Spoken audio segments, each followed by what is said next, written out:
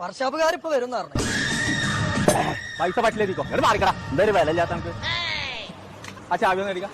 അല്ല ഇത് അതല്ല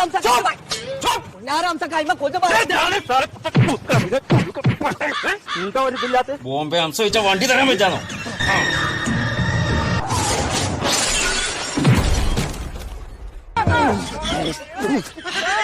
പുന്നാരംസാക്ക് അതിന് ബ്രേക്ക് ഇല്ലാന്ന് ഇത് കറക്റ്റ് സമയത്ത് പറഞ്ഞ നന്നായി. അപ്പഴേ എയർപോർട്ട് അവിടുന്ന് ചലിച്ചൂടെ എനിക്ക് ബ്രേക്ക് ഇല്ലെങ്കിൽ എന്നൊക്കെ പറഞ്ഞിട്ട് ഇല്ലെങ്കിലും പേടിയല്ലോ.